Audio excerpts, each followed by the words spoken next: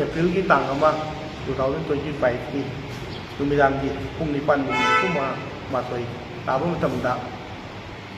हुजुजी NPP की president ओइबिरिबा Yumnam जोय कुमार की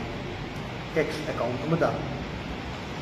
मैतै सिंग सिबु सोकपा याबा कुनाय सिबु सोकपा याबा वाफम सिंग थमलबिबा सि तसेंगना एकोई स्ट्रांगली कंडेम तौबा गलोइना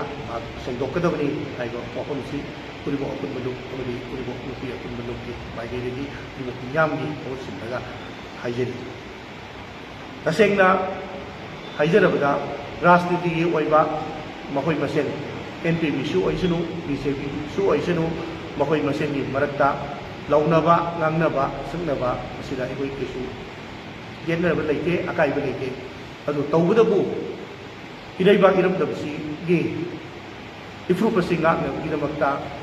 मंजिल थाना सुंथोइबा कुनवाकवा इसे नाउसिंग इसासिंग नाउसिंग गो सोकपा याबा अदुबा वाफमसिंग थमकपा असिना मरम ओइरगा एकोई मिपुम खुदिमकी मफमदा पैसाउदब पोकपा अदुबा वाफमसिंग एकोई मितैसिंग सिबु लानबा याबा वाफम हाइबदि लेबाक्सिगी ओइरगिबा फिबमसि करम्बा मतंगदा करम्बा मफमदा हौखिबनो हाइबदुगी हिस्ट्री खंगगा वरी खंगगा सबसाना खंगगा हाइबिरको ओइरमगदि यामना फगनी हाइबा वाफमसे नत्तबदा मखोइगी राजनीति की ओइबा पुनबा सिरैदा ओइ लेबाकी ओइना अचौबा इरैबा इरम गाखोइ अचौबा थौदांग लौरिबा अरामबाई टेंगोलगुंबा अमदि मणिपुरगी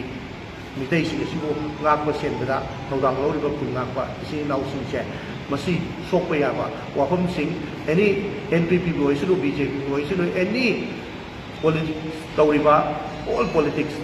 तौरिबा political party पुनमकना हाइरो वाफमसे अमत्ता हमदिरकनु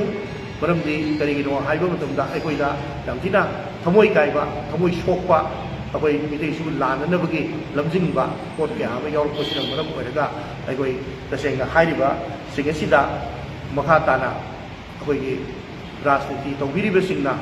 NPP की माइगेदिगी युमनाम जोय कुमार प्रेसिडेंट ओइबिरिबा NPP की प्रेसिडेंट ओइबिरिबना फोंदोरिबा वाफमसिंग असि मसाना लाले हाइना फजना मियामगी ममांगदा सेंदोकदबनी हाइबा वाफमसि उरिबो अपुन बलुक मदि उरिबो मियाम मदि उरिबो नुपी अपुन बलुक की बहुत सिंजरगा क्वाइकन मुक्ति मुक्ति तमजरी